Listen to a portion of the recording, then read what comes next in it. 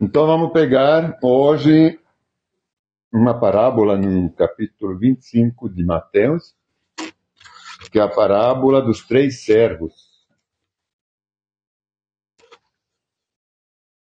Pode fechar a porta se você quiser. Não, assim está tudo perfeito. Tá.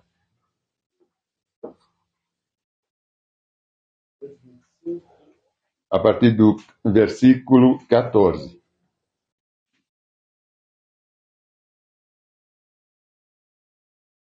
Aí é assim, Mateus é uma cronologia, todos os evangelhos, mas especialmente Mateus, ele é bem cronológico nos acontecimentos do Senhor. O capítulo anterior, ele fala o 23, ele já está falando, ele critica os líderes religiosos. 24, ele vem falando do que vai ter, do que vai nos esperar, né? Ele é apocalíptico. O 25, ele já demonstra no reino dos céus, como ele vai comparando o reino dos céus com coisas entendíveis, normalmente entendíveis. Nessas parábolas, a gente sabe que quem entende as parábolas de verdade somente é dado para os cristãos que têm o Espírito Santo. Porque o comum dos mortais, que não é regenerado pelo Espírito Santo, ele tem muita dificuldade a ter a compreensão das parábolas, né? Mesmo a gente, às vezes, se a gente realmente não está muito assim, realmente pedindo a clareza para o Senhor, a gente pode entender coisas que não são bem do Senhor. Então vamos ver, ele compara aqui Jesus, o reino dos céus, a coisas terrenas, né? A gente vai ver em qual desses servos a gente se encaixa, hein? Ele faz uma comparação de 3 servos, do servo, um mestre, que somos nós, hein? Nós somos servos do mestre, não é? Uhum. Que tem todo o reino, tudo mais valioso. Ele confia essas coisas valiosas nas nossas mãos, né? Para a gente divulgar. Ele confiou para a gente as boas novas, que são as coisas boas do reino, para a gente poder divulgar para quem não as conhece. Então, para a gente fazer prosperar, né, o reino de Deus. Então, aqui ele pega 3 servos para fazer essa comparação. Versículo 14 do capítulo 25. Então, vamos ler. O reino dos céus também pode ser ilustrado com a história de um homem que estava para fazer uma longa viagem. Ele fala também, porque logo antes ele tinha comparado o reino dos céus às 10 virgens, né? Ele reuniu seus servos e lhes confiou seu dinheiro, dividindo-o de forma proporcional à capacidade deles. Ao primeiro entregou 5 talentos, ao segundo 2 talentos e ao último 1 talento. Então foi viajar. A gente tem que agora, eu vou explicar tudo. O contexto essa aqui é muito importante, essa introdução da parábola. Porque ele fala assim, ele reuniu os servos, né? Ele reuniu todo mundo. Imagina o Senhor reunindo. Ele reuniu os servos e falou, eu vou viajar, eu sou muito rico. Vocês são muito ricos, hein? Imagina o Senhor do céu. A gente sempre tem que comparar as parábolas ao lado espiritual, hein? É isso que ele quer nos ensinar, o lado espiritual. Ele não está nos falando somente que um rico foi viajar, não é isso. É o lado espiritual que a gente tem que compreender aqui. Então ele fala, ele reuniu, imaginou que tinha bancos naquela época. Assim, não tinha algum lugar com seguro, se me rouba, eu vou pôr no banco, porque lá está seguro, tem cofres. Não, era o pessoal de confiança. Então eram seus servos. Ele reuniu e falou, vou te entregar todo o dinheiro que eu tenho. Que eu fiz na minha vida, vou entregar para vocês. Vou dividir tanto para você, tanto para você, tanto para você. Aí eu vou viajar. Então ele tinha primeiramente que confiar. Então imaginamos que Jesus confia na gente. Hein? Ele confia que a gente vai fazer a obra dele. Exatamente. E depois ele confia que a gente vai divulgar, que a gente vai fazer crescendo. A gente vai ver isso. Eu vou fazer uma comparação para a gente ter a noção do que é isso. Eu vou ler aqui o que representa um talento. Porque um talento não é uma moeda. Um talento é um peso, uma massa de dinheiro. No caso de prata ou de ouro, era um talento. Um talento grego, também chamado de ático, pesava 20 quilos. Um talento romano pesava 32 quilos. E o egípcio, 27 quilos. Na Babilônia eram usados dois tipos de talentos. Um chamado leve, com 30 quilos, e outro chamado pesado, com 60 quilos. A Israel Antiga e outros países levantinos, do início, adotaram o talento babilônico, mas, posteriormente, revisaram a massa, o volume, o peso. O talento usado nos tempos do Novo Testamento, que é essa agora, pesava 58,9 quilos, 59 quilos. Os hebreus chamavam o talento de quitar. As civilizações mesopotâmicas, hebreus e egípcios, dividiam um talento em 60 minas, cada mina subdividida-se em 60 ciclos. A gente vê na Bíblia ciclos e dracmas. Um talento tinha, então, 3.600 ciclos. Os gregos também usavam a razão de 60 minas para um talento, sendo que uma mina equivalia a 100 dracmas. Você lembra da dracma perdida? Uhum. Eles pagavam, acho, uma dracma por dia, hein, o salário. Uhum. Era uma dracma por dia. Então, era muito uma dracma, hein? Porque se um talento, 60 quilos, era 100 dracmas, era 60 quilos dividido por 100, hein? Então, dava 600 gramas cada uma dracma. Era muito dinheiro. Na nova medida, hein? Aí, o talento era uma unidade de massa confundido seu significado com moedas, pois era usado para designar grandes quantidades de ouro ou prata. Era só para grandes quantidades, né? 50 quilos, 30 quilos. Para se ter uma ideia da riqueza dos aristocratas romanos, pode-se citar o exemplo dos dotes atribuídos a uma mulher à altura do seu casamento, que variava entre 50 e 300 talentos. 50 vezes 60 quilos a 300 vezes 60 quilos. De ouro no seu casamento com Pompeu, Júlia César, normalmente de ouro. Júlia Cesares, a filha de Júlio César, foi dotada com 100 talentos de ouro no seu casamento com Pompeu. Esta quantidade corresponde a cerca de 3,6 toneladas. Você vê o que é isso? 3,6 toneladas de ouro. Cotação do quilo de ouro em reais hoje, 422 mil reais. 1 quilo. Um quilo. Agora, para imaginar quanto que ele confiou nos servos. O Senhor nos confia o reino. Ele nos confia toda a riqueza dele. A gente já fez parte. Corresponde a cerca de 3 anos. Cotação do quilo de ouro hoje, 422 mil reais. 14 do 724. Um talento de ouro é, então, igual a 58,9 quilos vezes 422 mil, igual a 24 milhões 855 reais. 855.800 reais. 24 milhões a dote Mas eles tinham palácio, tudo de ouro. Hein? Eles tinham pratos, garfos, tudo era de ouro, hein? Naquela época.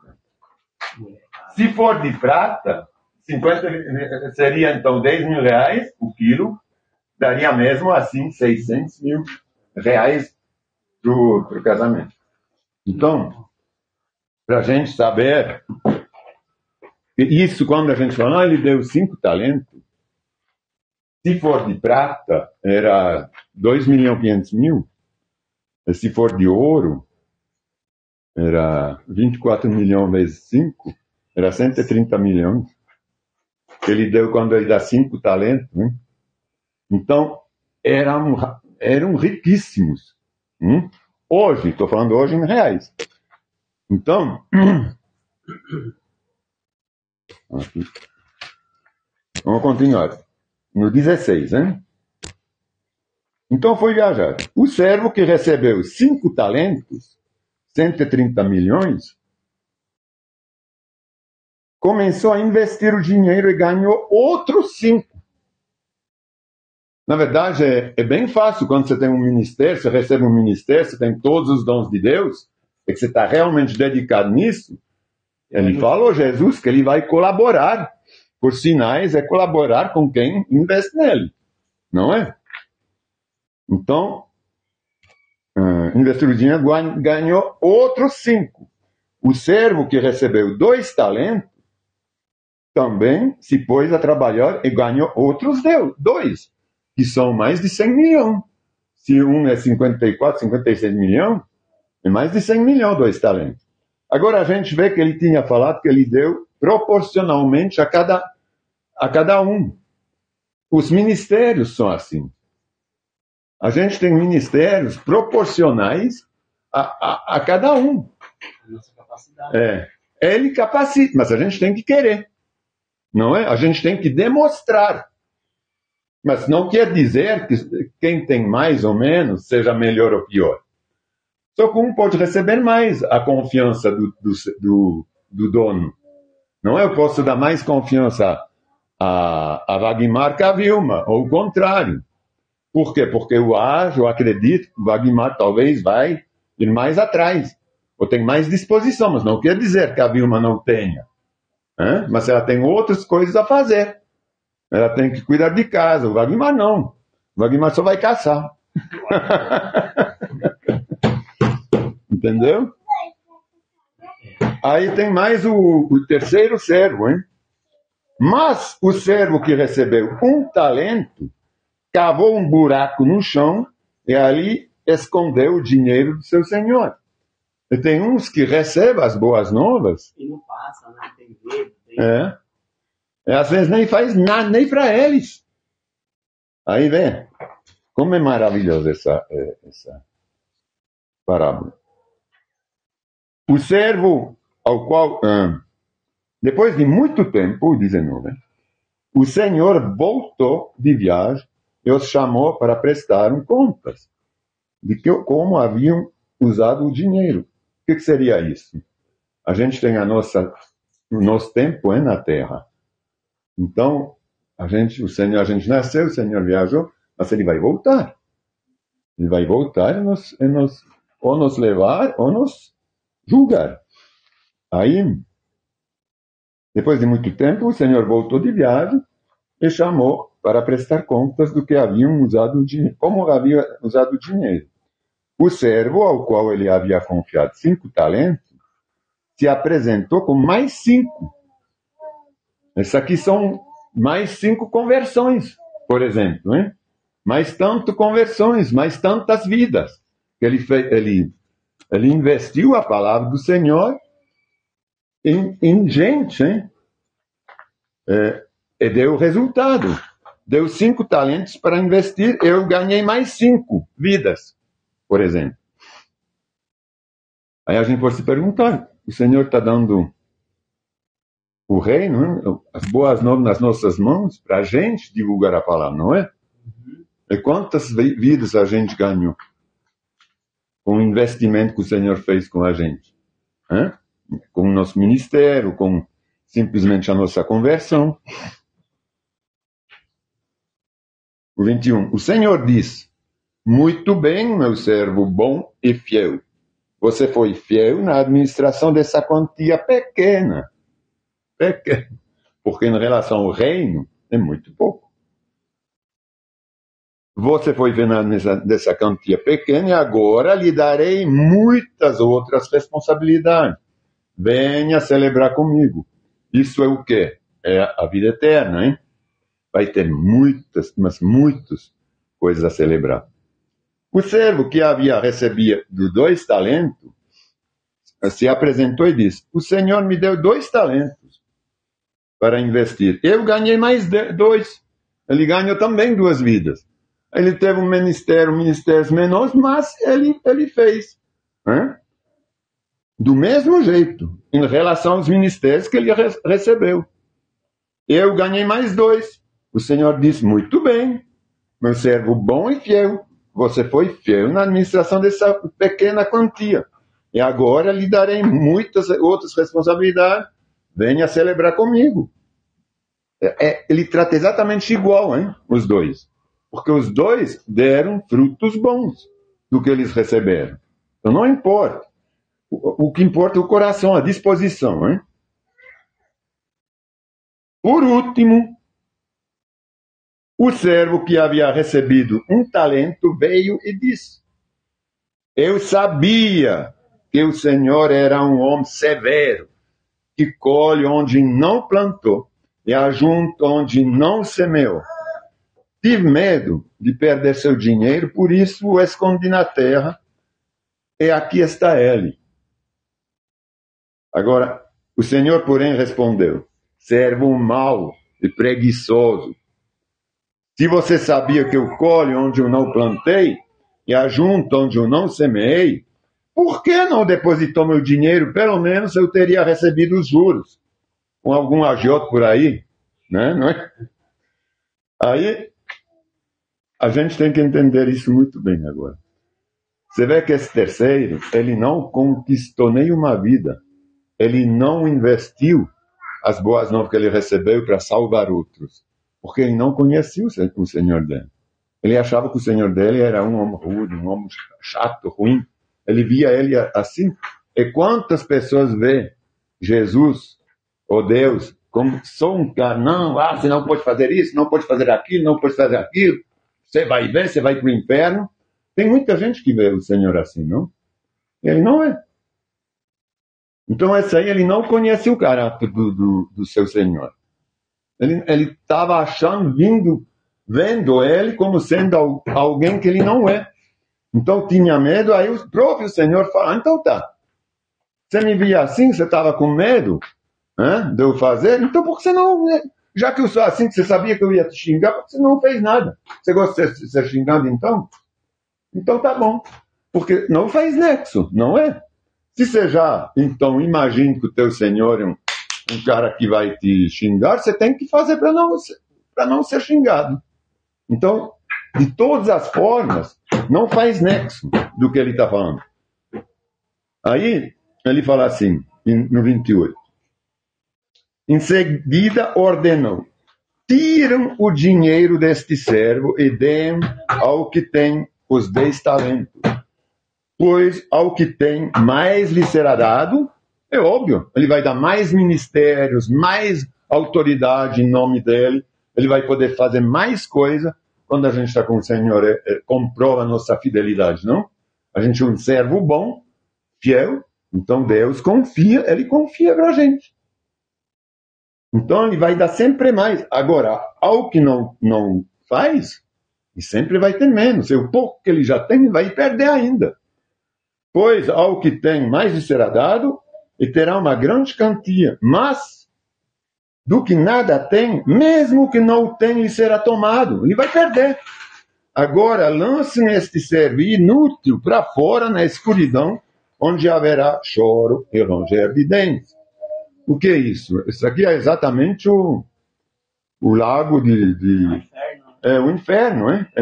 Por isso que a gente tem que ver tudo isso no sentido espiritual, porque quem vê isso no sentido literal, ninguém vai lançar ele num lago.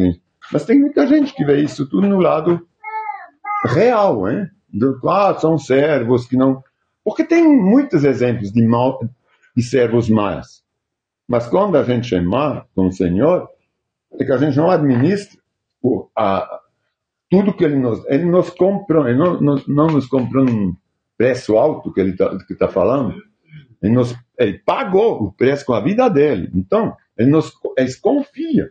Ele nos confia tudo que é dele. Eu vou ler ainda o juízo final. Eu vou ler até o final desse capítulo. para a gente entender melhor o que espera a gente, né? Quando a gente é bom, um servo fiel, e quando a gente é um servo ruim. Quando o Filho do Homem vier em sua glória, agora ele está explicando, acompanhado de todos os anjos, a gente sabe de tudo isso, a gente vê no Apocalipse e tudo, mas é bom.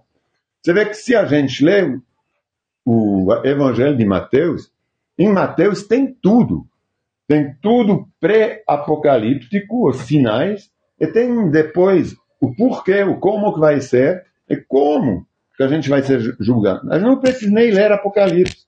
Com os evangelhos, mas especialmente com Mateus e João, a gente tem evangelhos que são extremamente completos e explicativos. Hein? No versículo 3. Todas as nações serão reunidas em sua presença, como ele reuniu os servos, e ele separará as pessoas como um pastor separa as ovelhas dos bodes. Ele não está falando como um pastor separa os fiéis uns dos outros. O pastor não tem autoridade para isso. Pastor na igreja. Hein? Ele se compara ao pastor do juízo final, que separa. Hein? Colocará as ovelhas à sua direita e os bodes à sua esquerda. Então, o rei dirá aos que estiverem à sua direita. Você vê que ele não é um pastor de ovelhas aqui, é o rei.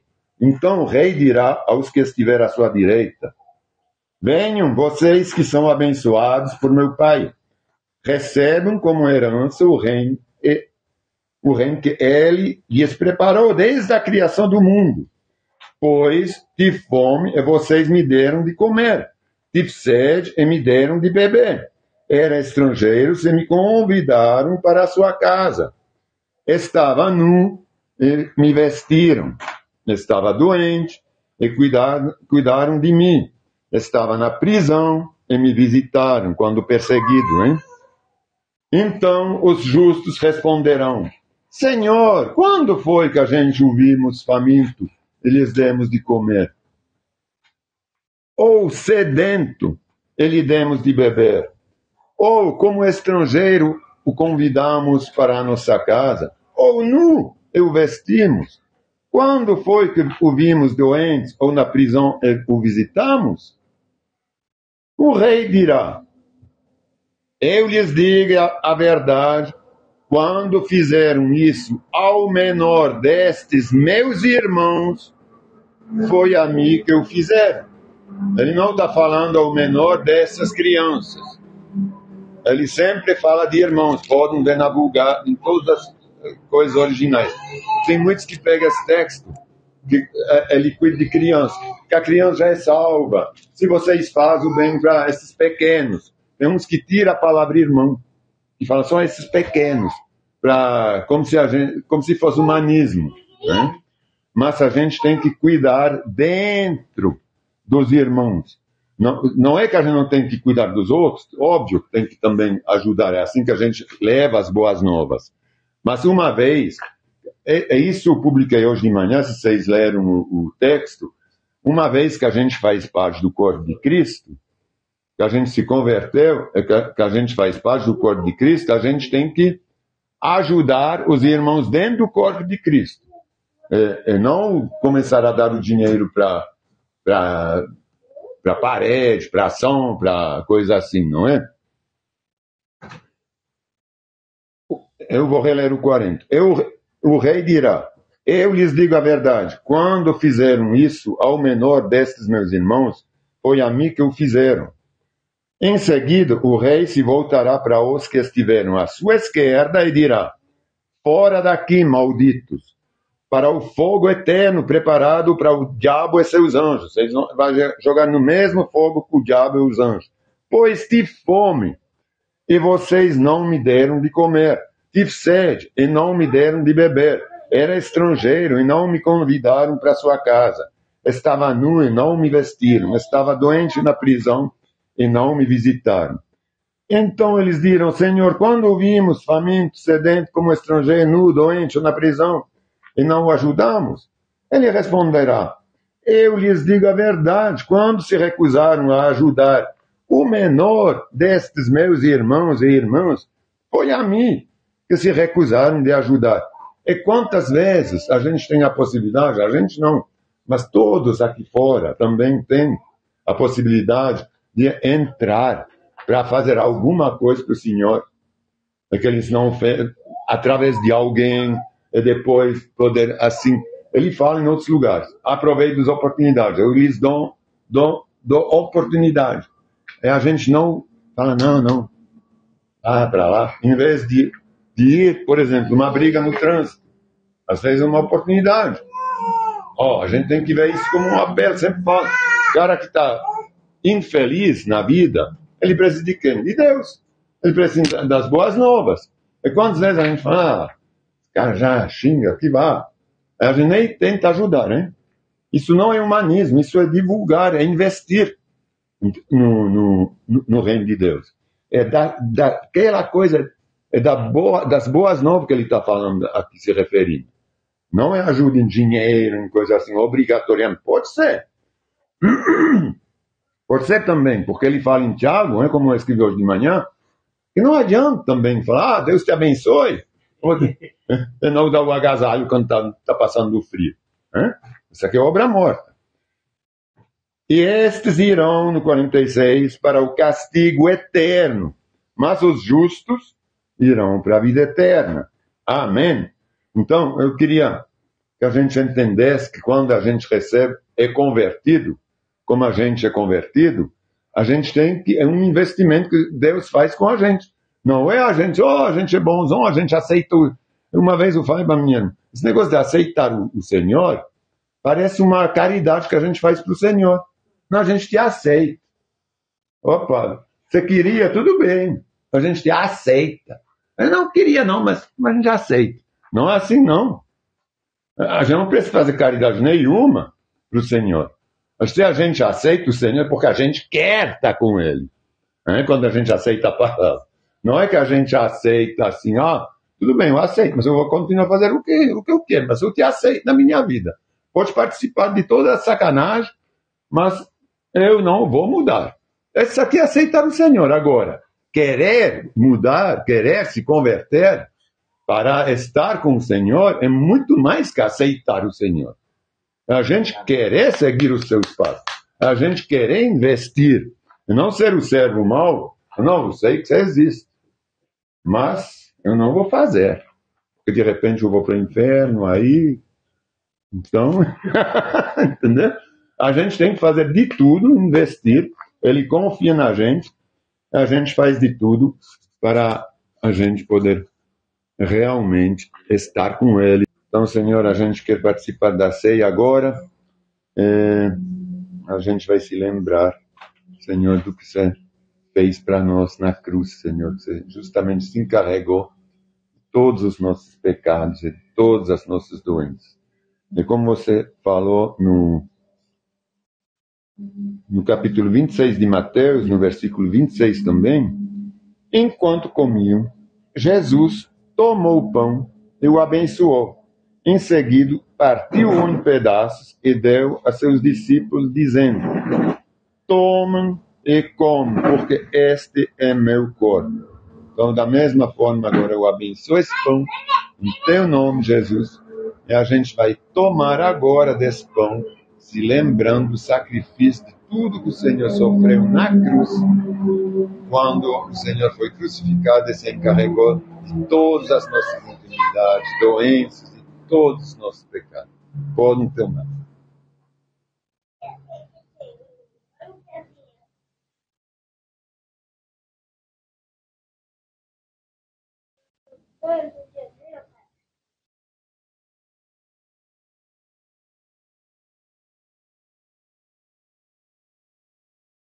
Amém, Senhor.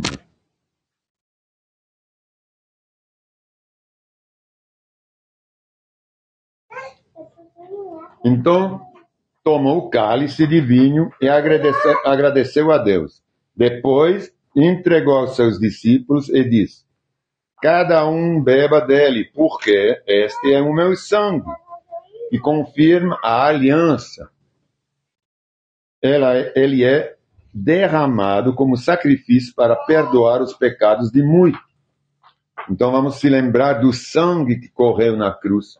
Vamos se lembrar que sangue que é o símbolo, ele sela sangue, a nova aliança, essa aliança superior, essa aliança que veio no lugar da antiga aliança. A gente não tem mais nada a ver com os sacrifícios e todos os esforços humanos. Agora, quem fez o esforço para a gente, quem se sacrificou para a gente, é Jesus. Ele se encarregou 100% de todos os nossos pecados, 100% de todas as nossas doenças e de todas as nossas enfermidades. A gente não tem que completar fazendo nada, somente proclamando Jesus como Senhor e Salvador e Filho de Deus. Em nome de Jesus, podem tomar em lembrança desse sacrifício.